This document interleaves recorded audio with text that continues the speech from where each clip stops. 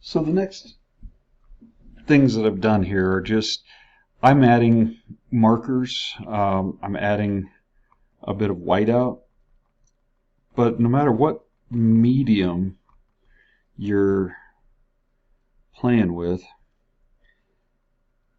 the kind of the process and the idea, I guess, the concept behind it all remains the same. You want to keep your colors primarily in the shaded areas as a shade of the color. You want to constantly be aware of which direction your light's coming in. And if you are, then you're going to give your drawings more volumetric form. All right. If you just color the whole thing, you make the whole dragon green, then it's going to flatten.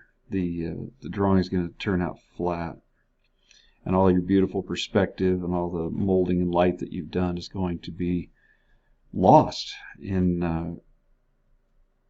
the color of things. So really want to make sure that you're trying to constantly be thinking about what's light, what's dark, where's my darks, where's my lights, which direction is my lighting coming in, where's my highlights, what the texture looks like. So every texture is different. There's smooth textures, there's scaled textures, there's rough textures, there's all these different textures, and it's just kind of how it feels. All right, so that's important. Now I've added some darker darks. I'm coming back in with more intense colors now, but in my shaded areas. All right, that's kind of the takeaway here, is that you really want to focus in your shaded areas. So you can add grays, you can add darks.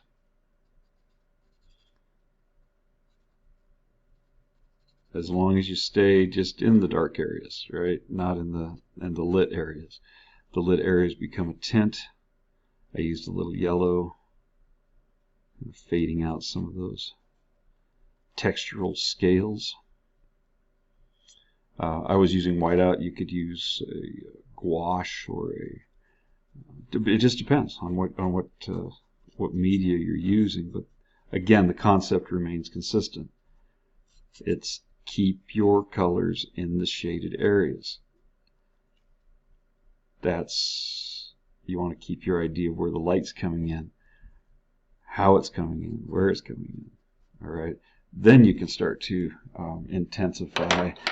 And I'm just doing the head here. Normally I'd go ahead and do the whole dragon the same way throughout, keeping that consistency, that layer. But for the demonstration, I thought that we would just kind of come in just to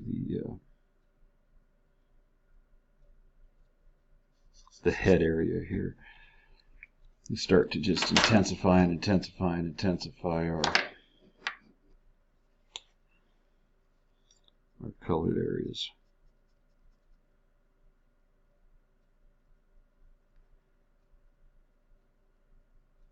Staying in the shadows, right?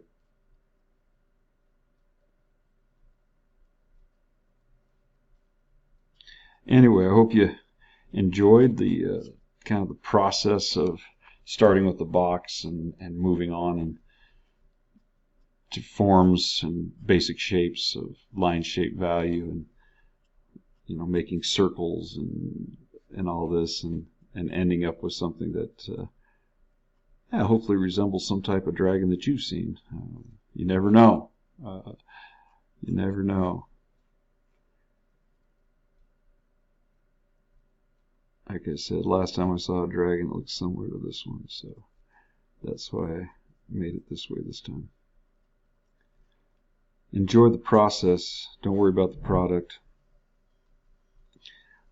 Worry about how many times you can experiment. Worry about how many times you can do things, how many rough drafts you can provide. It's all about the practice, folks. Okay? Yeah.